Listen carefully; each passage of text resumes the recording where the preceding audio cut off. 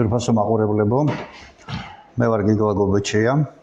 ქართულთა დიდი გაერთიანების გრიფით დღეს გთავაზობთ ჩემი საავტორო პროგრამის დიდი გარღვევის მორიგ გადაცემას. დღეს ჩვენი სტუმარია ცნობილი იურისტი, პოეტი, მხატვარი, რამდენიმე საერთაშორისო და ადგილობრივი აკადემიის აკადემიკოსი, ბატონი თემურ გოგსაძე. მოგესალმები. მოგესალმებით. მოგესალმები მაყურებელს. დიდი მადლობა. დღეს ჩვენ დიდი ხანია ერთად მოვდივართ, ეროვნული მოძრაობიდან მოყოლებული, სტუდენტობის პერიოდიდან მოყოლებული, ერთი თაობა ვართ და ასე ვთქვათ, ერთმანეთს ვაყურადევდით იმ პარტახიზაციის პერიოდში, რომელიც საქართველოს გამოიარა ბოლო 30-35 წლის მანძილზე და უნდა ვთქვა, რომ ჩემს რესპონდენტს ბატონ თემურს არასოდეს სამშობლოსთან, ხალხთან არაფერი არ შეშლია, ყოველთვის სწორი მოქალაქეური პოზიცია ეკავა და ის ამას გამოხატავდა თავისი საქმიანობით, როგორც იურისპრუდენციაში, ასევე ჟურნალისტიკაში, ასევე ხელოვნებაში და ეკონომიკაში. ეხლა თქვენ რო არ დაიბნეთ, მინდა ხაზი გაუსვა იმას, რომ თემური არის, ასე ვთქვათ, თავიდან ბოლომდე ჩვენი ალმა მატერის ჯავახიშვილის უნივერსიტეტის სახელობის სახელმწიფო უნივერსიტეტის გამოშვებული, იქ აქვს სამივე ფაკულტეტი დამთავრებული, ასეთი თანმიმდევრობით ჟურნალისტიკა, სამართალმცოდნეობა და ეკონომიკა. ხარ მეშლება რამე? ასეა ნამდვილად არ გესმის. ნახეთ როგორი დიდი რადიუსია, იმიტომ რომ დრომ და ვითარება მოითხოვა და მთელი სამი ფაკულტეტი და მისი გასრულება ამ წლების მანძილზე მოუხდა მას, იმიტომ რომ ცხოვრებამ ასე მოითხოვა, მისმა ფართო მსოფლმხედველობამ ასე მოითხოვა, მისმა ფართო საწყიერმა ასე მოითხოვა. და ზუსტად ერთ-ერთი მისი, ასე ვთქვათ, ხობა შეიძლება ჩავთვალო შენი მხატვრობა. არ ახარ პროფესიონალი მხატვარი, ხობა, მაგრამ მე ვთხოვ ეხლა ოპერატორს ერთი კადრი გაჩვენოთ თქვენ. თემურმა 2025 წლის 27 სექტემბერს ჯვართამაღლების დღეს სამების ტაძარში, დიდ ტაძარში, მის ეზოში გამოფინა მისი ნამუშევარი, საოცარი ტილო და უცნაურია მისი ისტორია. მე სპეციალურად ვიწყებ ჩვენს გადაცემას, ჩვენ რთულ თემებზე გვაქვს დღეს ასაუბრო, მაგრამ ვიწყებ სწორედ ამ კადრის ჩვენებით. მინდა დააკვირდეთ კარგად კოლხური ლაჟვარდის ფონზე გამოსახულია წმინდა ნინოს ჯვარი და ის არის ქვებით შეკრული, ქვები ნატურალურად გაქვს მოგროვებული საქართველოს ყველა კუთხეში და არა მხოლოდ საქართველოს ყველა კუთხეში შემოძვირფასებო, არამედ ჰერეთში, ანუ საინგილოში, ტაო-კლარჯეთში, კიდე ხარ მეშლება ამე. პრაქტიკულად ტერიტორიაზე, სადაც ქართული თურქეთის ტერიტორიაზე არსებულ საქართველოსთან. დიახ, თურქეთის და დღეს აზერბაიჯანის ტერიტორიაზე არსებული, სომხეთის ტერიტორიაზე არსებული საქართველოს მიტაცებული ტერიტორიებიდან. რა ჩანაფიქრი იყო ეს, რა ქონდა, რა აღგზრა ასეთნაირად გადაგეწყვიტა ეს ფერტილო? პრაქტიკულად ბოლო პერიოდში რაც ხდებოდა მთელი 30 წლის განმავლობაში და მანამდეც 78 წლიდან დაწყებული, როდესაც ენასთან დაკავშირებული. დიახ, იქ როცა ვიჯექით, პატარა მოსწავლეს შორის და დაპატიმრებულ 21 მოსწავლეს შორის, რომლებიც მე აქ აშვედთან ბოდიშვიხტი სიონის ტაძართან არსებულ პოლიციაში გახდით, მეც ვიყავით და მე ერთ-ერთი ვიყავი, ვინც ვაწერდით იმ ბავშვებს წითელი ყალმით, ენას ნუ გვაგლეშთ, ენა ჩვენია, ენა სამყაროსეულია, ესეც კი.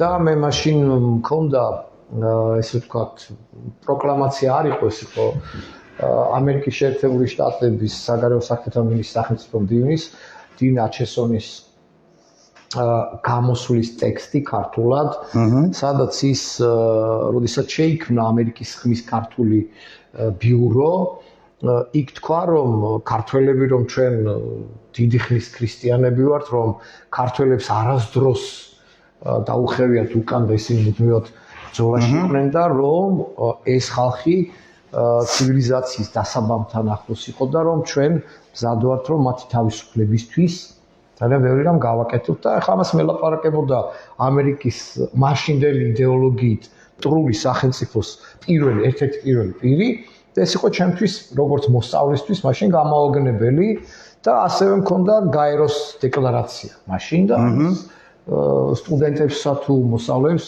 ურიგებდით და ამას ენასთან დაკავშირებული თემა და ეს იყო ეს რა არის, ეს რა პროკლამაცია, ეს რა ხდებოდა ამ დროს საერთაშორისო სამართლის აბსოლუტური დოკუმენტი იყო, ეს მახსოვს და თუ ის პერიოდი იყო ჟიული შარტავამ დიდებულმა ეროვნულმა გმირმა მახსოვს რომ ბატონ ვახტანგ გოგუაძესთან ერთად მოგვაკითხეს და ესე გამოგვიშვეს ესე თქვათ ამ დილეკიდან ის დილეკიდან მოკლედ იქიდან მოყოლებული ჩაება ეროვნული მოძრაობის სივრცეებში ვართ უნივერსიტეტის დარბაზებში ჯერ კიდევ მაშინ წვერებით და მეფე მახსოვხარ იმ პერიოდში კი და ეს ოღონდ ეს არ იყო რაც ესეთი ჩემი გამოხატვის ფორმა იყო, მაგრამ ეს ხო სწორი გამოხატვის ფორმა და სათქმელის მიტანის საშუალება და არა რაღაც ესეთი პირადი ამბიცია და არა ის რომ რაღაც თემები მქონოდა განსაკუთრებული და შემდეგ უკვე პრეზიდენტ ზვიად გამსახურდიას მეირაბ კოსტავას ეროვნული მოძრაობის თემებთან და მე დღემდე პრეზიდენტ ზვიად გამსახურდიას ოფიციალურ ადვოკატად ვითვლები და დღესაც ვაგრძელებ ამ მიმართულებით საქმიანობას, ბრძოლას და არა მხოლოდ მისი, არამედ ყველა ეროვნული ადამიანის, რომელსაც სამართლებრივი პრობლემები ამ ბოლო 30 წლის მანძილზე შექმნია საქართველოს. მე ვიცი ეს ამბები. კი, ყველა საქმე, ყველა სისხლის სამართლის თუ სხვა სახის საქმეებმა, რომელიც კი იყო 88 წლიდან განძის გატანის, გარიჯის ეპოპეა და შემდგომში უკვე კონსტიტუციური გადატრიალების, ანუ კრიმინალური გადატრიალების შემდგომ ყველა საქმე ჩემს ხელში გაიარა, მათ შორის სხვათა შორის პრეზიდენტ ედვარდ შევარდნაძის ტერაქტით ჩათვლით.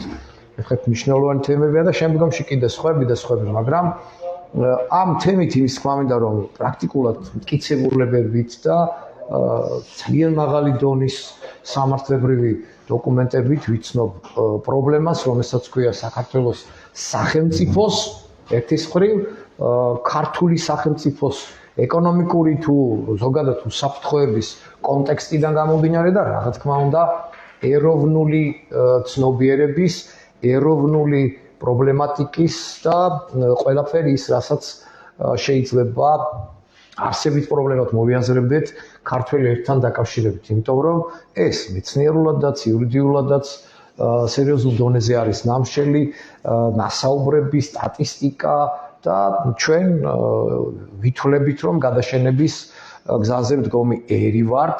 მე აქვე ვიტყვი რომ მე აქცეთ ყურადღება მე აქვე ვიტყვი რომ სოფლიო გენეტიკის ერთ-ერთი მამამთავარი გახლავთ ბრიუს ლიპტონი.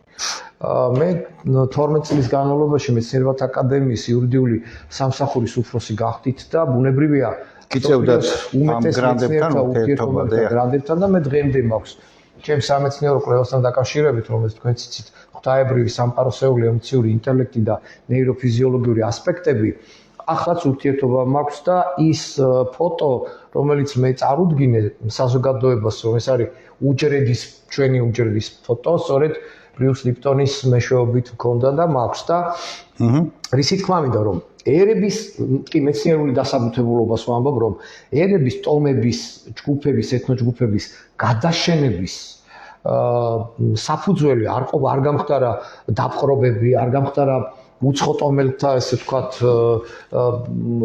შედეგად ესეთი ტერორი შემოსევის შედეგად, როგორც ადრე იყო და ასე შემდეგ, აი უმეტესობა ვინც გადაშენდა, ვინც აღიგო ესე ვთქვათ დედამიწისეული სივრციდან იყო მათი უპასუხისმგებლობა, მათი დაუდევრობა და ემოციური ინტელექტის გაუფასეულება, ნიველირება. ზოგადად ის რომ შენ იდენტობის დაცვის ვალდებულება გაქვს სამყაროსეული სიყვარულით და მით უმეტეს ერს რომელსაც მიაჩნია და ასეც არის რომ ჩვენ ღმერთმა გვიბოძა ეს მიწა. დიახ ასე იყო, ნამდვილად გვიბოძა, ოღონდ პასუხისმგებლობის სანაცვლოდ. ჩვენმა გენიალურმა გენომმა თავის დროზე იბერიულ ქალდემ კოლხი იბერიულმა და კიდე უფრო იქეთ. კი ბატონო. რატო და იქეთ კიდევ აღარ იფეთქა და ჰქონდა დიდი აღმავლობის პერიოდი. ეს იყო პასუხისმგებლობის უზარმაზარი თემა. ამიტომ იყო გამოვლინება. დავით აღმაშენებელი, ამიტომ იყო დემეტრე. გამოვლინება ჰქონდათ მათ ამ პასუხისმგებლობის. ამიტომ იყო ახლაც თუნდაც ამ გენმა იყილა ჟიური შარტავაში ზუსტად. ხელიდესა და ძალიან ბევრ გენიალ ძალიან მაგარ მაგრამ ეს არის ცალკეული გამოვლინება და ცალკეული ხივილები ინდივიდებში. უწყვეტი ენერგო სივრცე, უწყვეტი გენურობა პასუხისმგებლობის საბედნიეროდ გვაქვს და ეს არის სწორედ ის, რომ ჩვენ აუცილებლად უნდა გადავრჩეთ კი არა, ჩვენ აუცილებლად უნდა უთხრათ სამყაროს, რომ ჩვენ ვართ, ჩვენ მზად ვართ, ჩვენი პასუხისმგებლობა კლავაც ცივილიზაციიდან ცივილიზაციის დასაბამიდან კლავაც ახალ მეხუთე, მეშვიდე, მე-10, მე-12 განზომილებამდე ქართველმა ერმა თავის მისია უნდა შეასრულოს. ოღონდ ეს მისია არ გაიგოთ რაღაც ესეთ გაურკვეველ, ხელშეუხებელ, აბსოლუტური ხელშესახებით ვამბობ. ეს არის ინტელექტი, ეს არის გენომი, ეს არის ენერგეტიკა, ეს არის ეთერული და ეს არის პირველ რიგში ეს არის გონი. რომელიც ჩვენ გვაქვს და აი ხლა მე ხშირად ვამბობ ხოლმე მომიტევე მეგობარო იბერია გაფრთხილდების. ეს თავის დროზე ჩვენ დედა ეკლესიის ძალიან მაგარი და ძალიან კარგი თემა იყო და რწმენის ესე ვთქვათ გაძლიერებისკენ მედია. მაგრამ ნახეთ ჩვენ სად მივედით რომ ამან ერთგვარად უმოქმედობაში გადაგვიყვანა. ხეთ იბერია დაგვიწყდა პასუხისმგებლობა. აი რაღაცა გაურკვეველი მოლოდინის სიტუაციაში ვერც ერთი ერი ვერც გაფრთხილდება, ვერც სამყარო გააფრთხილებს და ვერც მამაზეციერი. ამიტომ უმოქმედობა არის ძალიან დამღუპველი ქართველი ერისთვის, იმიტომ რომ ჯერთი სამყაროსეული არსი არის მოძრაობა, მართალია უძრავი აბსოლუტისკენ, მაგრამ მაინც მოძრაობა და მეორეს მხრივ პასუხისმგებლიანი მოძრაობა. არა ქაოტური, არა უგუნური, არა ესეთი ერთმანეთის მტრული და ასე შემდეგ, არამედ მოძრაობა, რომელიც გულისხმობს შრომას, ინტელექტუალურ შრომას, ყველაფრის გონივრულად კეთებას, იმ დროის შესატყვისი შრომის განხორციელებას, რომელსაც ჩვენ გვიმზადებს ყოველდღიურობა, სამყარო, გარემო ცვლა, ჩვენი გეოპოლიტიკური არეალი, რომლის გათვალისწინების გარეშე ელემენტარულად უგნურები ვიქნებით. სამყაროს გასაღები, ორ ცივილიზაციას შორის გასაღები, რომელიც ჩვენ გვაქვს და რომელსაც პრაქტიკულად არ ვიყენებთ. საქართველოს უნდა იყოს მსოფლიო გლობალური დამაკავშირებელი და ჩვენ დღეს მიწისქვეშა გადასასვლელიც აღარ ვართ. მიწისქვეშა გადასასვლელიც აღარ ვართ. ხო, ნუ გეოპოლიტიკური ფუნქცია ხო დავკარგეთ და ასე შემდეგ და ამიტომ დღეს არის ნუ განგაშის ზარიც კი გვიანია უკვე და დღეს დგება იმის აუცილებლობის წინაშე ქართველი ერი, რომ ჩვენ უნდა დავიწყოთ ეროვნულ სახელმწიფოებრივი ერთობის ორგანიზება. ყოველგვარი პოლიტიკის გარეშე. არ ვიცი მე პოლიტიკა. ჩემთვის პოლიტიკა არის სამშობლო, ეროვნული ინტერესი, სახელმწიფოებრივი ინტერესი და ნებისმიერი ვინც ამ ეროვნულ სახელმწიფოებრივი ერთობის რაიმე კონტექსტით იქნება წინააღმდეგი, ბუნებრივია ის არის მიუღებლობის კონტექსტში და ან შეგონება, ან კიდევ სხვა გზით. კი ბატონო. მექანიზმები ბევრია. დიახ. ეხლა მიაქციეთ ყურადღება ძვირფასო მაყურებლებო, რასაც ჩემი რესპონდენტი შეეხო, ძალიან მნიშვნელოვანი და სიღრმისეული თემებია. მის გააზრებას ერთი და ორი გადაცემა არ ეყოფა. მე იმედი მაქვს, რომ თემური ჩვენი სისტემატური სტუმარი გახდება ჩვენი გადაცემის. ეს ყველაფერი იმიტომაც დავარქვი ჩემს პროგრამას, ავტორ პროგრამას დიდი გარღვევა, რომ ყველაფერი გასარღვევია. ის გარღვევებია გასაკეთებელი აზროვნების მიხედვით, მიმართულებით, სულიერების მიმართულებით, ეკონომიკის დარგი არ დარჩა, სფერო არ დარჩა, რომელიც არ მოითხოვს სერიოზულ ტრანსფორმაციას და რაღაცა სწორ გზაზე ქვეყნის განვითარებას. თითოეულმა ქართველმა ამ საერთო მისიის მონაწილედ უნდა იხილოს, უნდა მოიაზროს საკუთარი თავი და არ დადგეს პასუხისმგებლობის მიღმა. ჩვენ შევეხებით რა თქმა უნდა ამ თემებს. მე ხა ესეთი შეკითხვა მინდა ჩემო თემურ დაგისვა.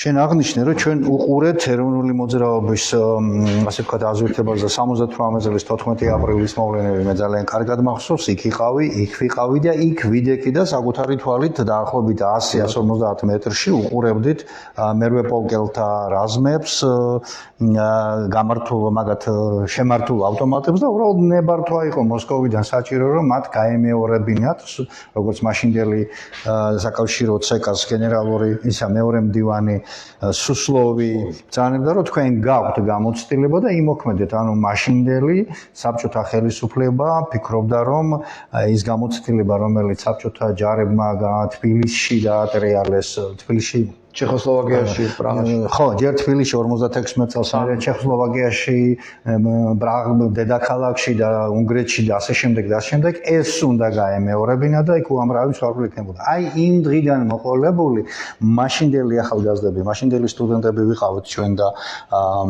შემდგომ უკვე ვაკვირდებოდით ამ ყველაფერს და ასე მოვედით აი ამ გარკვეული გამოცდილებით მძიმე გამოცდილებით ხელშესახებრი გამოცდილებით მოვახციეთ ეროვნული მოძრაობის აღზევებამდე იქ ვიყავით ჩართულები და მე ეს სახელმწიფოებრივი როგორ შეიძლება ვთქვათ აი სინერგია შეიმჩნეოდა ეროვნული მოძრაობის ამოვლების პერიოდში ხომ ეთანხმები სასწაული ენერგეტიკა იყო საქართველოში საოცარი სინერგია იყო საქართველოში და ეს ჩაახშვეს ეხლა როგორ ჩაახშვეს ამისი მოწმენეც ვიყავით გულშეზრდლები უყურებდით ამ ყველაფერს და ეხლა ჩემი შეკითხვა რა შემდგომარეობს შემოთემურ 92 წლიდან 33 წელი გავიდა ქრისტეს ასაკის პერიოდი მოიყარა უკვე თავდაღმართში დაშვებულ ქვას დავემსგავსეთ და საითმივე ქანები ჯერჯერობით არ ვიცი. აი, მოკლედ მინდა შემიფასო ეს 33 წლიანი პერიოდი და მე უკვე იმ ჩვენს მთავარ სათქმელსაც მიუბრუნდეთ. არსებობს კანონზომიერებები, რომელიც როდესაც ირღვევა, მას ესე ვთქვათ, კანონზომიერებები მოყვება. რა თქმა უნდა, ქმედებას, მოქმედება მოქმედება, უქმედება. ფიზიკურ სივრცეზე ფსიქოლოგიურზეც და ეთნოსი არის ძალიან ფაქიზი. განსაკუთრებით ქართველი ერის ცნობიერიც, ქვეცნობიერიც და ზოგადად ენერგეტიკული ერთიანობის არსი მდგომარეობს იმაში, რომ ჩვენ ყველაფერს ძალიან სერიოზულად ვღებულობთ და ჩვენ ყველაფერს განვიცდით და სამწუხაროდ ჩვენს გენეტიკურ სივრცეზეც კი აღიბეჭდება ხოლმე ეს. ანუ 92 წლის ამბებმა, ანუ კონსტიტუციურმა გადატრიალებამ ეს ხო დამპყრობლების ძალიან მაღალი დონის მე ჯერ კიდევ 2 სექტემბრამდე 2 სექტემბრის შემდეგ ბატონ პრეზიდენტთან მქონდა საუბრები და ოფიციალურად ნაძალადევის საკრებულოს სხდომაზე ოფიციალურზე ვთქვი რომ 27-28 აგვისტოს რუსეთის ქალაქ მოსკოვთან მონინოა ესეთი მე რაგბის თამაშობდი და ვიცი ძალიან კარგად რომ საიდუმლო შეკრება მოხდა სადაც საქართველოსდან უამრავი მაღალჩინოსანი და ძალიან შემდგომიც იყო და იქ გადაწყდა საქართველოს დაპყრობის გეგმა. ნუ რა თქმა უნდა მონახაზები და ეს იყო ძალიან მაღალ დონეზე. შეგიძლიათ დააკონკრეტოთ ქართველი მონაწილე. ნუ ეხლა ერთ-ერთი მგელაძე გახდათ და ეხლა მათ შორის ძალიან ეხლა ჯერჯერობით ამაზე სერიოზულად ვაპირებ რაღაც თემების კონსტიტუციური ლეგიტიმაციის პრობლემამდე მივალ და ვია მე იქ ითქვას ეს და ამას მოყვა შემდგომ უკვე 2 სექტემბერი რაც მოხდა პროვოცირება და ამას მოყვა შემდგომ ხო ანუ 2 იანვრის ჩათვლით ყველაფერი ეს განხორციელებული იყო დოზირებულად ამაზე სპეციალური გეგმა არსებობდა და მიყვებოდნენ გეგმის მიხედვით. ოპერაციები იყო ეს ყველაფერი მათ შორის სამწუხაროდ ქართული ის და მათ შორის ეს სპეცოპერაცია გაგრძელდა შემდგომ აფხაზეთსა და მთელს ტერიტორიაზე საქართველოსი და აქედან გამომდინარე ეს იყო საქართველოს დაპყრობის მცდელობა რომელიც მეტნაკლებად შეფარული ნახე მე გამოვაქვეყნე 2012 წელს საქართველოს დაპყრობის გეგმა კამელეონი. ნახეთ კამელეონი რა არის რომ არა ომით, არა ბრძოლით, არა იმით რაც აფხაზეთსა და მე სამოჩაბლოში ტაქტიკისულებით. დიახ, ცნობიერზე მუშაობით, სატყუარებით, სხვადასხვა შეფარული თემებით, იგივე გაურკვევლობით, ქაოსით, ინფორმაციული იმედობით, შეტევსანობით, ქართველი ერის ახალგაზრდობისთვის შესაძლებლობების წართმევით. აი ყველაზე საშინელება ისაა რომ ახალგაზრდობას შესაძლებლობები წავართვით და შემდეგ იქ გაუყენეთ მიგრაციის გზას. ეკონომიურად თუ ვისაუბრებთ, გაურკვეველი პრივატიზაციებით, რომლის ასე ვთქვათ, საშინელებებს ამ წუთამდეც ვიმკით. შემდეგ ბალცეროვიჩის გაურკვეველი ეკონომიკური შოკირებული თეორია, მართლაც შოკური თერაპიით კი არა, შოკირებული თეორია ეს ჩემი ერისთვის და რა ვიცი კიდევ რამდენი ამ თემების განმავლობაში და ამისთვის პასუხი არავის არ უგია კიდე. ამას დავამატო. არანაირი პასუხისგებლობა. დღეს ყოფილი პრემიერების განსჯა მიდის, დასჯა მიდის და ამის პოლიტიკურ პასუხისგებლობას არც ერთი არავინ არ აყენებს და არა და პირველი ეს არის. თუ მილიარდების თუნდაც გარკვეულ დრომდე თემების ხალხი უკმაყოფილებს ეგეთ ურნებსა და იმაში და თქვენ აქ მელაპარაკებით რომ მილიარდებს და მილიონებს თურმე ადამიანებს ეს დამნაშავეც არ ყოფილა და ეს თურმე ამაზე პოლიტიკური პასუხისმგებლობა არავინ არ უნდა იყოს. ეს არის საშინელება, ეს არის სწორედ ის პასუხისმგებლობის მაქსიმალური ისტერია, რომელიც ერთს მარტივად გადაჭეხავს. და ამაზე ეკლესიამ პირველ რიგში ყველა მთელმა საზოგადოებამ სწორი მართებული პოზიცია უნდა თქვას. და ამ დროს ყველა დუმს. ეხ მე არ ვამბობ რომ აქ რაღაც უნდა ვამსხვრიოთ და ვამტრიოთ. ეს არის კატეგორია. ვინც ამსხვრევს სხვათა შორის, ვინც ამტრევს, ის სწორედაც რომ ეროვნული ცნობიერების და ეროვნული საქმიანობის კეთების მუხტს კლავს. კი ბატონო. ეს არის უმთავრესი. ჩვენ ისე მოვედით 9 აპრილამდე ერთი არაფერი არ დაგვიზიანებია. ეხლა კი არ მინდა გამსაჯო ის ახალგაზრდობა და ის მაგრამ ვისაც ეროვნული საქმეების კეთება ჭირდება, მან უნდა იცოდეს რომ ყოველი მტრევა რუსთავესა თუ სხვაგან არის პირიქით. ზუსტად. პირიქით და ეროვნულ ცნობიერებას, ეროვნულ მუხტს კლავს. ამიტომ თუ გვინდა რომ სამშობლო გამოვიხსნათ, დავიხსნათ და განვითარების გზაზე წავიყვანოთ, ძალიან გონივრული ფიქრია საჭირო. ონ მოქმედებით. აი რაღაც ესეთი ხვალინდელი დღეების უკვე გვიანა. ეს უნდა გაგვეკეთებინა 10 წლის, 15 წლის, 20 წლის უკან. და ახლა ჩვენ უნდა გონივრულად უნდა ვირბინოთ, რომ ერი ფეხზე დავაყენოთ და ხვალზე შეგვეძლოს მომავალ თაობებს თვალებში შევხედოთ, ღირსეულად. ფულებით კი არა. მიცემში იმებით კი არა და ამერიკის მაიამებზე კი არა. ღირსეული ჩვენ სამშობლოს, ჩვენს ქართულ მიწებს და ქართულ ტერიტორიებს, რომ უნდა მოუვარო და ჩვენს ტაძრებს და ეკლესიებს. აგაშენე ღმერთო, ზუსტად ამიტომ არის ქართულთა დიდი გაერთიანება შექმნილი, ეს პარტიული ორგანიზაცია, ჩვენმა მაყურებელმა ძალიან კარგად იცის, ჩვენ არც ერთ პარტიას არ ვქვეყნებთ და არც ვაკეთებთ პარტიულ მუშაობას. უბრალოდ ამ 33 წლიანმა გადასახედმა მიგვიყვანა იმ დასკვნამდე, რომ ჩვენ უკვე კარგავ თუ დაკარგული არა გვაქვს ბოლომდე სწორად შენიშნე შენ მომავალი თაობისთვის, ახალგაზრდობისთვის თვალებში ჩახედვის უფლება და სწორად შენიშნე რაღაც 2 დღის წინათ ჩვენ გვქონდა ქართულთა დიდ გაერთიანებას მართლა დიდი გამოფენა, უჩვეულო გამოფენა რუსთაველის პროსპექტზე, ილიასა და აკაკის ძეგლის პირდაპირ, გავჭიმეთ სადღაც 50 მეტრის სიგრძის მაქსიმუმი, ცოტათი მეტი შეიძლება არ გაგვიზომია ზუსტად ზონარი და ამ ზონარზე ჩამოვკიდეთ ამ ბოლო პერიოდში, განსაკუთრებით ბოლო პერიოდში, ამ 12-13 წლის მანძილზე საქართველოს კუთვნილი ტერიტორიების მიწების, ამასაც ეს მიწა იქნებოდა ეს სხვა არასასოფლო სამეურნეო მიწა, უცხოელებზე ტოტალურად გაყიდვის ფაქტები და მივედით ძალიან მძიმე შედეგამდე. ქართულთა დიდი გაერთიანება დიდი ხანია უკვე ვიძახით, რომ ქვეყნის მიწების, ჩვენი ქართული მიწების ძალიან დიდი ნაწილი 1/5 სხვა მონაცემები კიდევ უფრო მეტი, იმიტომ ჩვენ ბოლომდე არ გვაქვს სრული ინფორმაცია, უკვე არის გაყიდული, უკვე არის გასხვისებული და დაიწყება ძალიან ცუდი პროცესები უახლოეს ხანებში თუ ქართველობა სრულად არ დაირაზმა ამის საწინააღმდეგოდ და პასუხი არ მოთხოვა ამ 33 წლის მანძილზე თავხედურად ყოველგვარი ქართული წინააღმდეგ მომუშავე მთავრობებს. მათ სერიოზულად უნდა აგონ პასუხი და ეს პასუხისმგებლობა მათ ქართველმა ხალხმა უნდა დააგისროს. ჩვენ სწორედ ამისით ვართ შექმნილები და ასე ვმუშაობთ. აი ამ გამოფენაზე ჩემთვის ძალიან გასახარი იყო, რომ თქვენ მობრძანდით. დიახ. რატომ მოხვედით, თემურ ბატონო? ჩემი დამოკიდებულება არის, მე ყველგან მივალ, ყველა პლატფორმასა და ყველა საშუალებას გამოვიყენებ იმისთვის, რომ როგორმე ჩემს ერს უთხრა სათქმელი. და მე არ მაწუხებს ამბიცია, ზევით, ქვევითობის, ახლა იმ ტელევიზიაში არ მივალ და ამ ტელევიზიაში. აი ესეთი კუდაბზიკობები მომიტევოს, ეს სიტყვაც მაინც და მაინც არ არის კორექტული, მაგრამ კუდაბზიკობა ქვია ამას. იმიტომ რომ დღეს ჩემი სამშობლო არის უმძიმეს მდგომარეობაში.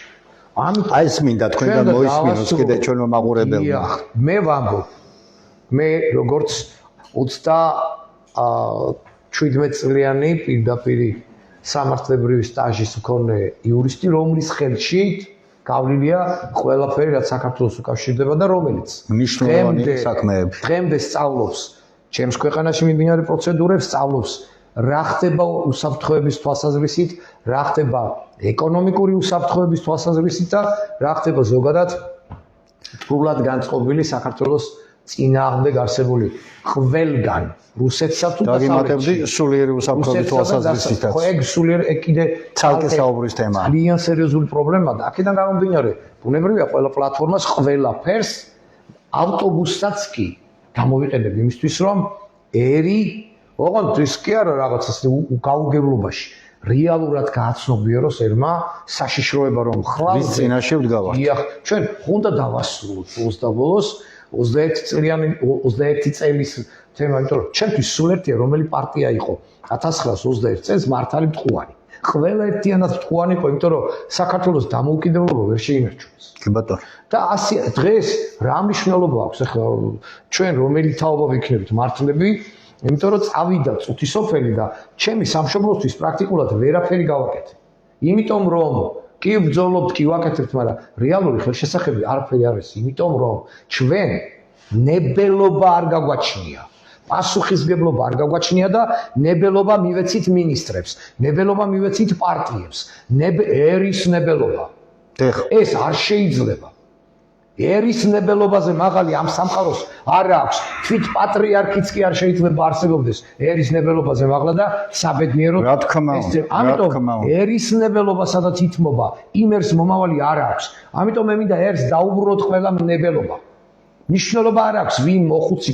აი ხლა იქ ქალბატონი ზის ხოლმე სხვადასხვა ადგილებზე და ეხლა აბაშიძის ქალბატონი ყავს, გენიალური აკადემიკოსი. დიახ. საუკუნეს გადაცილებული ქალბატონი ელენა აბაშიძე. დიახ, ჩემი შორეული თემ სიყვარულია ჩემი. უზარმაზარი დიახ. პიროვნება. აი ის მისი პასუხისმგებლობა გჭირდება, მისი ნებელობის დემონსტრირება და მისი ნებელობის დომინანტობა გჭირდება. ჩემს ერს და არა მილიარდებში გაყიდული საზოგადოების და იმის რა ქვია, თანამდებობის აგაშენა მე absolუტურად გეთანხმები. რა თქმა უნდა, ხელისუფლების, იმის ხელისუფლების, ახალი ხელისუფლების, მომავალი ხელისუფლების კიდე რომელიც მოვა, თუ მოვა საერთოდ. დიახ. აი ერის ნებელობის გაყიდვა არ შეიძლება. ყველაფერია და ეხლა და სხვა დანარჩენი, რა ვიცი, იმდენი თემაა რომ ავთ. ჩემო თემო, ეხლა რაც თქვი, ერის ნებელობა რომ პარტიებმა მიისაკუთრეს, ეს ძალიან მნიშვნელოვანი და დიდი თემაა, მეტად არის გასაოცარი.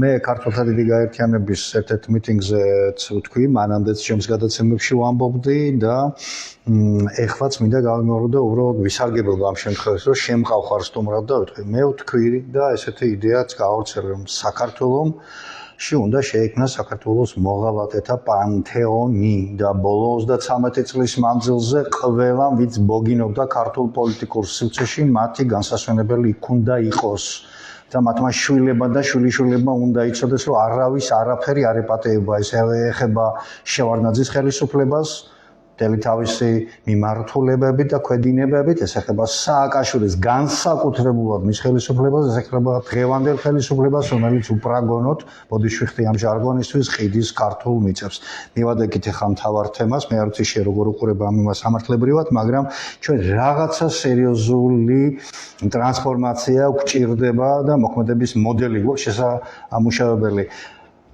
ალბათ პარტიული პარპაში უნდა მოისპოს საქართველოში რაღაცა სხვა ფორმაა და ამას ჭირდება ერის გონიერი ნაწილის დაფიქრება, ასპარეზზე გამოსვლა და სერიოზული მუშტის დაბრახუნება ხელისუფლებების მაგიდაზე, მინისტრების და სხვების. ესენი თვითნებურად და თავიანთი იწრო გადასახედიდან, იწრო გონებიდან უყურებენ ქვეყნის განვითარებას და სინამდვილეში არავის პასუხი არ უგია არაფერზე, ხო ასეა?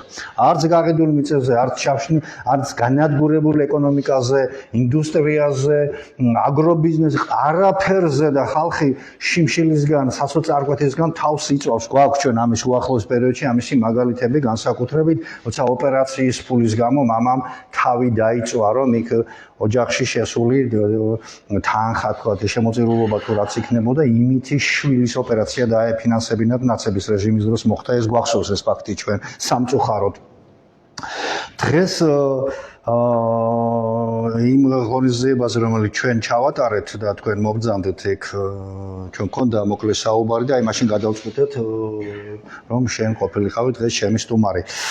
მე ვიცი შენი დამოკიდებულება, მაგრამ მინდა საზოგადოებებმაც გააცნობიეროს ეგრეთ წოდებული ყბადაღებული არაბული ინვესტიციის შესახებ. შენ როგორც სამართალმცოდნე და პლუს ეკონომისტი უკვე დავანებოთ თავი ჟურნალისტიკას, დავანებოთ პუბლიცისტიკას და ზოგად იმას. აი როგორ უყურებ ამას? რა შეიძლება მოყვეს ამ ყველაფერს? რა მასალები გაგაჩნია და რამდენად ფიქრობ, რომ სამართლებრივად აქ ქართველ ხალხს შეუძლია საკუთარი ნებელობა გამოხატოს და მოთხოვოს ამ მოპარპაშე ხელისუფლებას პასუხისმგებლობა. ers 800 ჰექტარი, 850 ჰექტარი მიწა გაუსხვისო და გაუყიდო და სხვა ტომის, სხვა კულტურა შემოიყვანო ისე რომ ეს შენიღბო ეკონომიკური თქვა და რაღაც აღმავლობი და პარაზიტული ეკონომიკის აღმავლობა, ანუ ტურიზმი ყველაფერს არ ქმნის პრაქტიკულად, ხო? ჩვენ ხო ვიცით ეს რა სფეროა რეალურ ეკონომიკურ სექტორში 73 წლის მანძილზე ქართულ არც ერთ ხელისუფალს არაფერი არ გაუკეთებია. აი მაინტერესებს ჩემო შენი აზრი. დიახ. მე რამდენიმე არსებით აქცენტს გავაკეთებ. დიახ. იმიტომ რომ ისევ და ისევ ამ თემის და ქვეყნის და ზოგადად ეროვნული ინტერესიდან გამომდინარე მე ვიქნები ახლა არსებით საკითხში გასაგები საზოგადოებისთვის, მაგრამ კონკრეტულად რაღაც გარკვეული ნაბიჯების თუ მოსალოდნელი, ასე ვთქვათ, პროცედურების შესახებ ინფორმაციის ამ ეტაპზე გაჟღერებისგან თავ შევიკავ. პირველი, რაც მინდა უთხრა ყველას მომავალი თაობიდან დაწყებული ხელისუფლებით დასრულებული, რომ ყველამ და გააცნობიეროს მარტივი რამ, რომ ჩვენ საქართველო ვართ სახელმწიფოებრივად, ფუნდამენტურად, ფსიქოლოგიურად, ენერგეტიკულად, იმიტომ რომ ეს მიწა არის ჩვენი. თავი გავანებოთ ახლა რაღაც ესეთ ღმერთმა გვიბოძა თუ არ გვიბოძას თემას. ეს მიწა ფუნდამენტი არის ჩვენი. რა თქმა უნდა. ამიტომ არსებობს ქართული. ამიტომ არსებობს ის მინიმუმ 3000 წლიანი სახელმწიფოებრივი ისტორია. დიახ, სახელმწიფოებრივს ვამბობ ამ შემთხვევაში, თორე ახლა ჩვენი ისტორია შორს მიდის. ახლა სკეპტიკური მეცნიერების დრო აღარ არის, რა? სკეპტიკური მეცნიერების და გაურკვეველი რაღაც თემების დრო არ არის. მე დავოს რომელი მეცნიერიც უნდა რომ მინიმუმ 50,000 ნუ აქეთ კიდევ რა თემები გვაქვს, მაგრამ ახლა ეს არ არის თავარი რომ ჩვენ ვსაუბრობთ რომ ეს არის მიწა, რომელიც არის ამოწურვადი ეროვნული რესურსი. ხაზგასმით ვამბობ, ამოწურვადი რესურსი. და თუ ეს ამოწურვადი რესურსი იქნება ერთის მხრივ არა საქართველოს მე ხლა კატეგორიულად უნდა გავემიჯნო გაურკვევლობებს. ის ვინც ისტორიულად საქართველოში დამკვიდრებულია და ცხოვრობს, ის არის საქართველოს მოქალაქე. იქნება სომეხი, აზერბაიჯანელი თუ სხვა ადამიანი, აქ ჩვენ ამ ადამიანებზე არ ვსაუბრობთ. საქართველოს მოქალაქეებზე ჩვენ არ ვსაუბრობთ.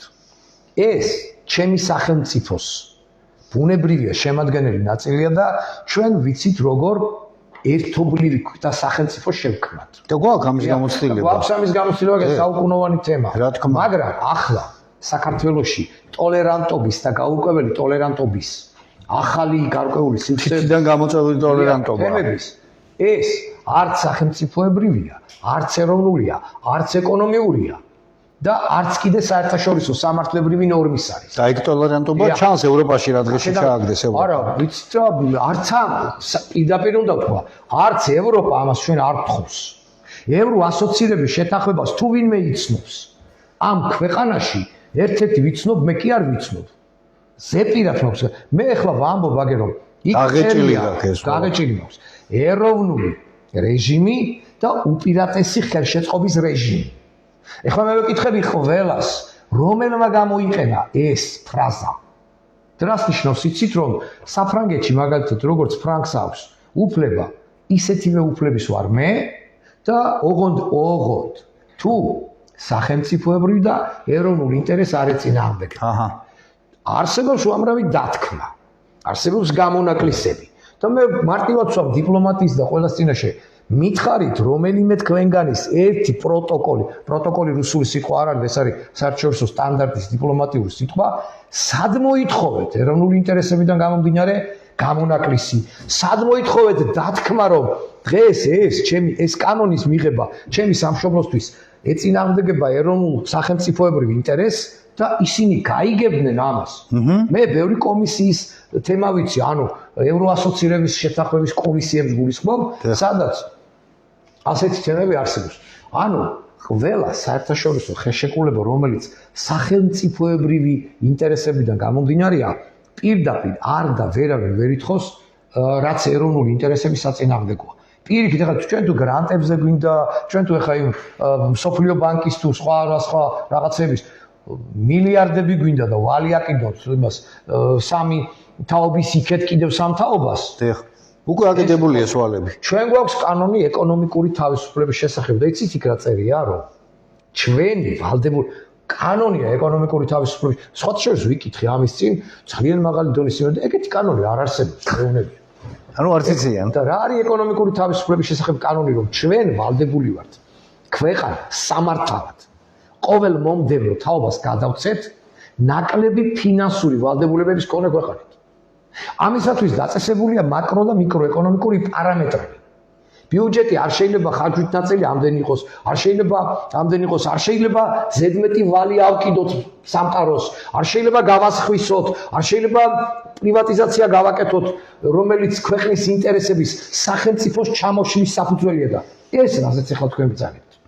აი ამ გვარი დიდი გლობალურია საქართველოსთვის ამ ფართის ესე განიევება არის გლობალური კატასტროფის სახელმწიფოებრივი და ეროვნული კატასტროფის მომტანი.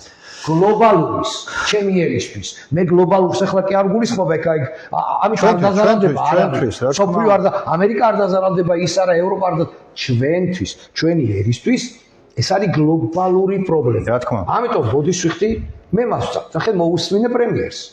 აბსოლუტური აბსოლუტურად გულისხმობთ. ახლა მე როგორც ეკონომისტი ვსწავლობ ამ პროექტის, რასაც ხელი მიგვიწვდება, დასაიდუმლებული არ არის. ამაზეც ვიტყვი სხვათა შორის, რომ მე ვსწავლობ მას ეკონომიკურად. მე ვსწავლობ ბიზნესის სამართლებრივი რეგულირების თვალსაზრისით. მე ვსწავლობ მაგას ბიზნეს ადმინისტრირების თვალსაზრისით. მე ვსწავლობ მას საერთაშორისო საქართველოს სტრატეგიულ პარტნიორებთან სახელშეკრულებო ვალდობილების კონტექსტში, იმიტომ რომ ჩვენ ძალიან ბევრი შეღავათი გვაქვს და ამ პროექტ ასეთმა გაუცნობიერებელმა და გაუკეველო პროექტებმა შეიძლება მთლიანობაში დაგვაზარალოს და ძალიან ღმერთმა დაგვიფაროს ეგ არის თან ძალიან ახლო მომავალში საბერძნეთი რო კინაღამ ერთი პერიოდი დეფოლტის ქვეშ აღმოჩნდა ესეთი პრობლემის წინაშე შეიძლება დავდგეთ ამიტომ დღეს მდგომარეობით მე მზად ვარ ეკონომისტებს ვინც ამ პროექტთან ურთიერთობა იყო ვედაო ეკონომიკურად ეკონომიკური პარამეტრებით აბსოლუტურად თავისი კანონზომიერება არის ეკონომიკური იურისტებსაც იურისტებზე არ ვსაუბრობ კიდევ იმიტომ რომ იურისტისგან მე არ მომისმენია მაინც და მაინც წინააღმდეგობრივი საკითხი ჯერჯერობით არ ვიცი შეიძლება მე არ მომისმენია და შეუძლებელია იურიდიულად გამართული ხელშეკრულება შეიძლება იყოს აქ საუბარია კონსტიტუციური ნებელობის და სახელმწიფოებრივი კონტექსტიდან რამდენად არის ეს თურე იურიდიული გამართულობა ამ შემთხვევაში პირიქით უარესია ჩვენთვის იმიტომ რომ ყოველი იურიდიული გამართულობა გულისხმობს რომ მეორე მხარის უფლებაც თანასწორობის კონტექსტში უნდა იყოს და მესამე და მთავარი თემა საკუთრების ჩვენ საკუთრებაზე ვსაუბრობთ რომელიც არანაირი ეროვნულით არანაირი თემებით არ გაიზომება მომავალში მე საკუთრია და მორჩა მე საკუთრის უფლებებს იცავენ ნიუ-იორკშიც პარიზშიც ამერიკაში და იყვირე მე ქართველების პრობლემაო რამდენიც კიდევ ამიტომ ვამბობ რომ მიწა არის სახელმწიფოს განსაკუთრებული სამართლებრივი რეჟიმის არსიც, დედაარსიც და ხვალინდელი დღეც და მომავალი თაობებისთვის ლუკმა პურიც. ამიტომ ხეთ როგორი მომენტია. ჩვენ სახელმწიფო არ გვაქვს, ჯერ. სად ვართ, არ ვიცით, სახელმწიფოებრივად. ხელისუფლება რო ყავს ფორმალურად, ჰიმნი რო გვაქვს, იმას რო ვაკეთებ, ეს არ არის ჯერ სახელმწიფო. სამწუხაროდ. ჩვენ ფორმალური პრინციპით რო სახელმწიფო გვაქვს, ინსტიტუცია გვაქვს. სახელმწიფო ინსტიტუტები და ერთ კაცებზე ვართ. დამოკიდებული უკვე 30 წელია. ერთ კაცებზე ვარ და ყველა კაცის ხუშტურზე დავდივართ. მე ვინც არ იყო შევარდნაძე და მიშადან, მე ახლა კიდე ვის ხუშტურებზე დავდივართ და ყოველი მინისტრის იმაზე რა ქვია, პრემიერ-მინისტრის ხუშტურზე ვიარეთ და თურმე ყველა იყო ისე. რა არის ეს? სად ვართ? ერი ვართ თუ არ ვართ ბოლოს და ბოლოს? ერი ვართ? ნებელობა, ღირსება, პასუხისმგებლობა, შეხვჭა სამშობლოს წინაშე? რა არის ეს? აი აქედან გამომდინარე ვსწავლობ და მე კიდევ ვარ ბიზნეს ადმინისტრირება, აი ეკონომისტებს გეკითხებით. ბიზნეს ადმინისტრირების თვალსაზრისით, რა შეიძლება მოყვეს ამას, ხვალზე გმითხარით. თქვენი 30 მილიონი, 200 მილიონი, სად წავა მითხარით? ვის ეყოფა 20 მილიონები? რა სისულელია ეს? აქედან გამომდინარე ეს პროექტი ძალიან სერიოზულ გადახედვას და მე ასე მგონია რომ როგორც თვითონვე პრემიერებს ესე ვთქვათ გამოამზეურეს, თვითონვე უნდა თქვან უარი ამ სიტუაციაზე და ასე შემდეგ და ასე შემდეგ და ასე შემდეგ. და კიდევ ერთი კომერციულ საიდუმლო, კომერციულ საიდუმლოზე ეროვნული ინტერესების და კონსტიტუციური პრინციპებიდან გამომდინარე სახელმწიფოებრივი ინტერესების და ეს სახელმწიფო უსაფრთხოების კონტექსტზე გადის, იმიტომ რომ ვიცით რომ ჩვენ ვართ ავტონომიებმა დღეს დაპყრობილი რო ვართ და დღეს რომ სამაჩაბლო ჩვენი არ არის და დღეს რომ აფხაზეთის ტერიტორია უხსოვარი ჟამის საუკუნოვანი ჩვენ აფხაზთა და ასე იწყებოდა საქართველოს სახელმწიფო ასე იყო ყველგან როცა ვიყავით ეს იმიტომ არ გვაქვს რომ ასეთი წარმონაქმნები შევქმენით არაფრისგან ავტონომიები ახლა ასეთივე ავტონომია იქნება ის არაბული, პაკისტანური და ასე შემდეგ. მე არც არაბების წინააღმდეგი ვარ, არც პაკისტანელების და არც არავის, მაგრამ მე ჩემი სამშობლოს ღირსეული მომავალი მჭირდება და ვალდებულება ყველა ვინც სადღაც დღეს საჭესთან ზის, როგონია ზის, ვიდრე ჩამოგვიგდია იქედან გონზე მოვიდეს. დიახ, მე უგულისხმობ არაფიზიკურად და თუ ნახეთ საერთაშორისო სტანდარტით და გაეროს წესდებით და გაეროს თემით თუ ვიღაცა ჩემს ეროვნულ უსაფრთხოებას მაქსიმალურ დონეზე ეხება, მერე ჩამოგდებაზეც არ არის გვიან საუბარი, იმიტომ რომ მე სხვათა შორის აბსოლუტურად წინააღმდეგი ვარ ყოველგვარი ძალადობის და არ ჭირდება ქვეყანას ძალადობა.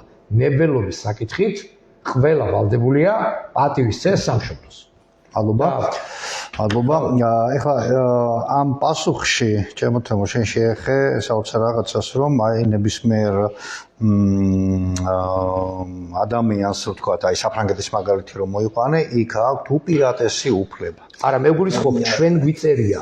ჩვენ გვიწერია, ხო და არავინ არ იყენებს ამას. გულისხმობ რომ იმათმა აიღეს თავის თავზე რომ ჩვენ მოგვანიჭეს უპირატესი ხელშეწყობის რეჟიმი. კი ბატონო, ხო და აი მანდ მივდივარ. ამას არავინ იყენებს. კი, ნახე და იმიტომ რომ იმ გრანტების და იმ ფულების თემიდან გამომდინარე თქვენ უარი თორე მე როცა ვიკითხე, როდესაც საუბრობდნენ იქ ბოდიშვიხტი რა, როდესაც საუბრობდნენ რომ ეს კანონი LGBT-ს კანონი და ისინი თქვენ რომელიმე გამონაკლისზე ილაპარაკეთ. რატომ მოაწერეთ ხელი ამ სისულელეს? რატო ქენით ეს? ხო უნდა გაგეთვალოთ წინ. კი ბატონო. მარტივი საკითხია ეს. იმიტომ რომ იქ სხვა რაღაცები მოყვებოდა ამას? ამიტომ იმპულსი ვინ გაძალებდა?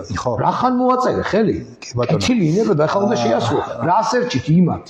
მოაწერე ხელი? დამთავრდა. საგედო ეს დათქმის საკითხი, საგედო გამონაკლისები.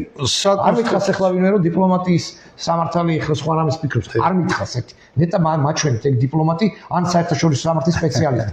მაჩვენეთ, დამანახეთ, გამოდით, დამენახეთ.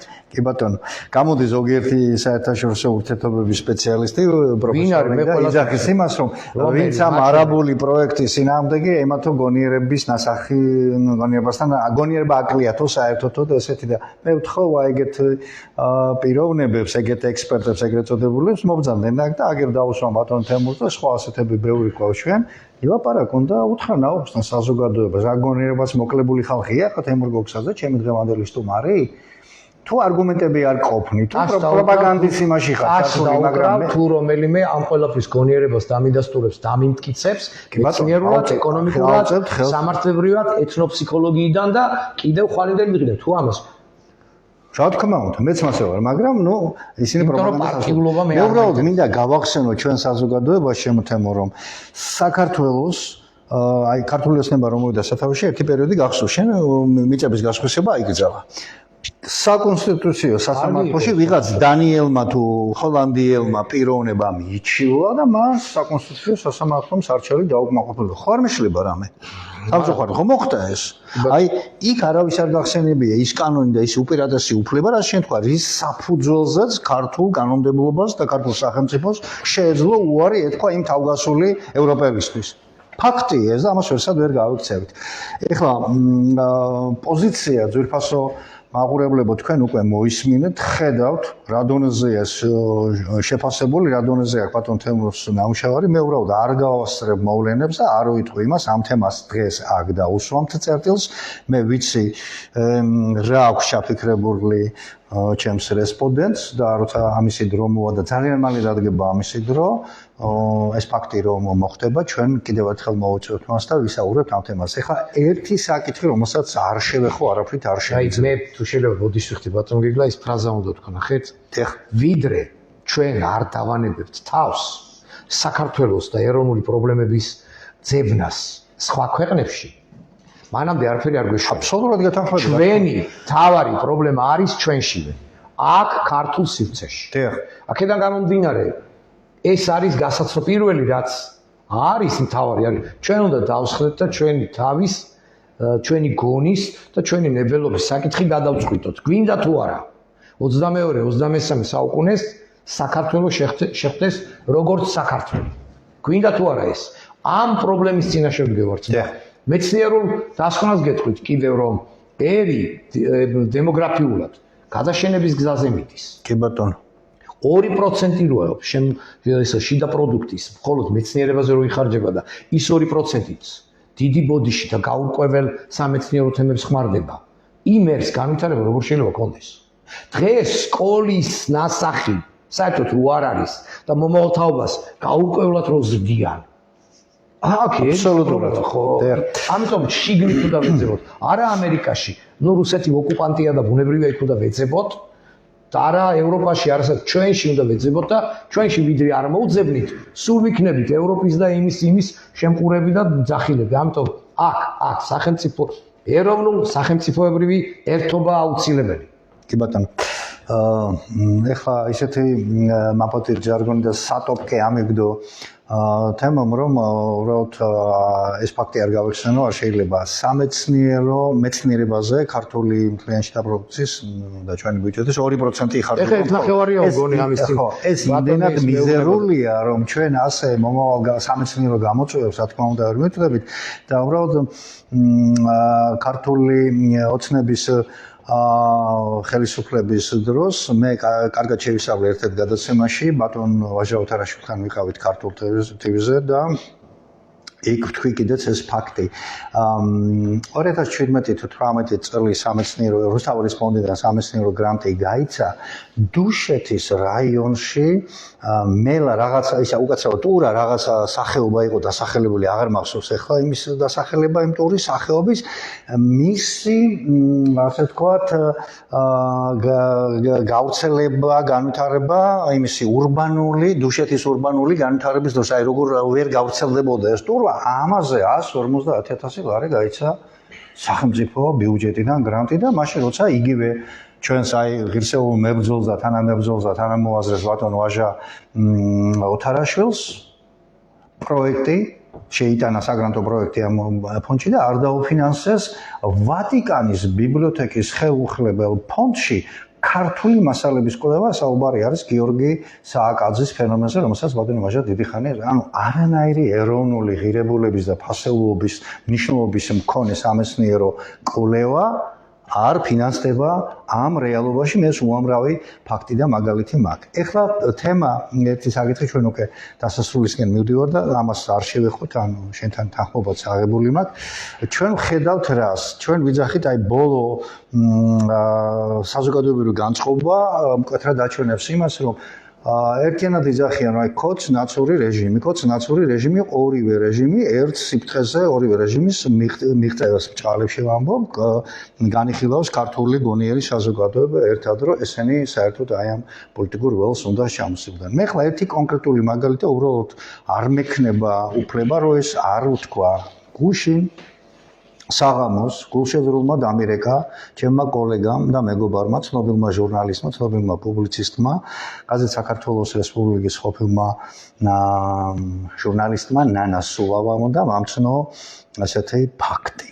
რომ მამცნო ესეთი ფაქტი რა მე ვიცოდი და ვიცით ეს ყველა და საქართველოს საზოგადოებამ ვიცით სააკაშვილის რეჟიმმა თითიდან გამოწვეული სრულიად უმიზეზო დააკავა და აი ჯოჯოხეთური რეჟიმი გამოატარა ციხეში სრული 5 წელიწადი. ხო არ მეშლება? კი ასე იყო. 5 წელიწადი გამოატარა. არ ეშლება ბატონ თემურ ჩემს რესპონდენტს, იმიტომ რომ ის მისი ადვოკატია დღეს. ნანამ დაიწყო სამართლებრივი ომი, ბატონი თემური არის მისი ადვოკატი, საკითხი იქნა შესავლელი ისე როგორც მას შეჩვევია ხოლმე და აი ბოლომდე სამართლებრივად გამართულად მიიყვანა ეს ყველაფერი ბოლომდე. საქართველოს პროკურატურამ ახალი გარემოებების გამო აღძრა საქმე, გამოძიება დამთავრდა და უცებ ვიგებ ესეთ საოცარ ფაქტს. საქართველოს გენერალურ პროკურატურას თუ მთავარ პროკურატურას არ სურს საქმის გადაგზავნა სასამართლოში, რომ არ ვიცი მაქვს თუ არა ამის უფლება თქვა, ნანა ყოველ შემთხვევაში ასე ამბობს, რომ კეზერაშვილის ჯერ კიდევ მორჩენილი კუდები აქ ხელს უშლიან ამ საქმის სასამართლოში წარმართვას, იმიტომ რომ თავის დროზე მისი მართალი პუბლიცისტური პუბლიკაციები ამხელდა მათ. რა მდგომარეობაა დღეს შემოთემო და რისი თქმა შეგვიძლია, რას აპირებთ თქვენ თუ ისე მოხდება რომ სასამართლოში არ გადაიგზავნეს საკითხი და კონკრეტული დამნაშავეების 5 წელი წაართვეს ადამიანს. მათი დასჯა. მოდი მე ის ფრაზა რომელიც თქვენ ბრძანეთ არ შემიძლია არ თქვა რეჟიმებთან დაკავშირებით. დიახ. ნახეთ, ერის პრობლემა რა შეერო ჩვენ რეჟიმების თემებს ვეგუებით. ნახეთ, ხალხი ახლა აი როგორ გითხრათ, შვებას პოულობს რაში. მე და თქვენ არ ვეგუებით, არც ნანა მაგას, მაგრამ ვინც ეგუება, იმანი გითხრობს. ეს ძალიან სერიოზული საკითხია, დამიჯერეთ. იმდენად პარტიულ ერთმანეთს დაპირისპირებაში ვართ, რომ ის რეჟიმი, წინა რეჟიმი, ახლა მეორეც რეჟიმი და ჩვენ ამ რეჟიმების რაღაცა მონაცვლეობის თემაში იმდენად შევეჩვით რეჟიმებს, რომ ნორმალური ცხოვრების მოლოდინიც კი არ გვაქვს. ეს სერიოზული ერისთვის, ეს ერის ცნობიერში ამ რეჟიმი ძალიან ცუდია და ჩემთვის ნებისმიერი რეჟიმი არის მიუღებელი. ნებისმიერი, ასე იყო ყოველთვის და ასე მაშინაც ბრძოლობდით, ეხლაც ნებისმიერი რეჟიმი. ეს არ ჭირდება რეჟიმები. ეხლა შეიძლება თემას როგორ ემსგავსება ნებისმიერი ადამიანის უფლებების კონტექსტში დამრღვევი დამრღვევს. ნანა სულავას პირდაპირ დავიწყებ. ნანა სულავას დამამძიმებელ გარემოებად იცით რა ჩაუწერეს ბატონო გირო. დიახ. დამამძიმებელ პროფესიული საქმიანობიდან გამოდია. ესო როგორც ჟურნალისტიო, პროკურატურის დისკრედიტაციას ეწეოდაო თავისი მასალებითო, ანუ გამოკითხებით ესო დამამძიმებლად ჩაუთვალა. საოცარი ისე რომ მაშინდელმა სასამართლოს გაიზიარა. ევროპა ამაზე ევროპის სასამართლო ჭკუიდან იყო გადასული, მაგრამ პრობლემა ისაა რომ დღესაც ვერ ვაგებინებთ ვინმეს ამას. ამ საქმეში ყველა მტკიცებულება პირადად ჩემს მიერ არის მოპოვებული. ჩემს მიერ არის მოპოვებული ოპერატიული მასალების თავიდან ბოლომდე გადაღეჭილი, ახალი გამოკითხვები, ახალი თემები და მიუხედავად ამისა, ну, რა გითხრათ ახლა, პირდაპირ არის დღეს ნეტა მე ვწდებოდ, ახლა რომ გავიდი აქედან და ვინმე მითხრას, რატომ მოიტყუეო, ჩვენ უკვე სასამართლოში გადავაგზავნეთ საქმეო, მაგარი ბედნიერი ვიქნები და მე ამ ერთადერთ ტყუის 40 წლის განმავლობაში როგორმე ავიტან და დავისაჯო თუნდაც. ამიტომ რა თქმა უნდა იქ არის უზარმაზარი ნანა სულავას მიმართ ყველა პუნქტი რომლებიც ციხეში იყო თავდებოდა მისი წამებით, არადამიანური მოპყრობით, დილეგში გამოკეთებით და რა ვიცი, ოღონდ მას ემხილებინა ვინმე. ჩაეშვა მოკლედ. ანუ ეხლა ჩაეშვა. დღემდე არამედ ჩაუშვია. ახლა დღესაც იგივე შეუნებოდა, შენ კაცო იმას ხელი დაადეოდე, ვის კაცო ადამიანს არაფერი ასეთი ურთიერთობა შეხება არ ქონია და ახლა როგორ თავიდან მოიშორონ და როგორმე გამოძრნენ ამ საქმიდან, ნანას თხოვე რომ ვინმეს დაადოს ხელი, როცა მას 9 საათიანი გაგრძელებით ჩაუტარებია და აქტივი არავინ. სესხის ხელშეკრულება, რომელიც მთელ მსოფლიოში სესხის ხელშეკრულება არის. სესხის ხელშეკრულება, ახლა საუბარი იმაზე რომ ეს იყო ფორმა გამოყენებული. ერთ შემთხვევაში ამბობდნენ რომ ნანას ინიციატივა იყო რომ ხელშეკრულება დაედოო. ახლა მივიტანე დოკუმენტები რომ პირიქით იყო და იმათი ინიციატივა იყო და აი აქ ვართ რა ვანკასტანკასავით არის თემა რა შეგნებულად ვამბობ. სიტყვას და ბოლოს სახელმწიფომ ხო უნდა თქვას დასაბუთებული ან უარი ან და მითხარი ბატონო დასაბუთებულად და კი ბატონო როგორ 13 წელი გაწამეს ციხეში 13 წელი აქ ეს არადა 18 წელი დაარქვეს ზებდება მე პირადად ხა რას ვაპირებთ რა ვიცი თუ სახელმწიფო გენერალური პროკურატურა იქამდე მივა რომ ის არ წაიღებს ამას სასამართლოში ვიცი რომ განწირული იქნება ეს თემა მაგრამ მაინც წავალ სასამართლოში რომ მე კლავ იმ პირველ შეტანილ ევროპულ საქმეს მიუერთოთ ესეც და იქ მაინც მოხდეს რაღაცა სამართლიანად თუმცა რა ვიცი რა გითხრა ასეთ სამართლიან ჭყალებში საქმესთან გვაქვს ჩვენ საქმე ნანასულავას მიმართ დიახ დიდი მადლობა ჩვენ ამ საქმეს რა თქმა უნდა წამოწევთ მერე და რა თქმა უნდა ერთ-ერთი გადაცემაში მე ნანას მოვიწვა აუცილებლად და ამ ასე ვთქვათ ამ 18 წლიანი წამების ეპოპეას რო გაეცნობით მე მიხვდებით რომ ქართულთა დიდი გაერთიანების პრობლემაც არის ასეთ საქმეებში ადამიანების დახმარება იმიტომ რომ ჩვენს გვერდით ასეთი მებრძოლი და ასეთი შემართული ადამიანები არ უნდა დაიჩაგრონ ვისი რეჟიმიც არ უნდა იყოს და საერთოდ ეს უნდა მორჩეს სწორი ბრძანა ჩემმა რესპონდენტმა რეჟიმებს ქართული ხალხი არ უნდა შეეუგოს არც ერთ ვარიანტში და სხვა შორის ეს პარტიული პარპაშიც და პარტიულომანიაც ალბათ უნდა მორჩეს საქართველოში დიდი მადლობა ჩემო გარკვ დიდი მადლობა მე ვფიქრობ რომ საინტერესო გადაცემა გამოვიდა წავეც არგუმენტირებული ობიექტური შეფასებებით და გემშვიდობებით მომავალ დიდ გარღვევამდე ჩემო მადლობა თქვენ მადლობა სამშობლოს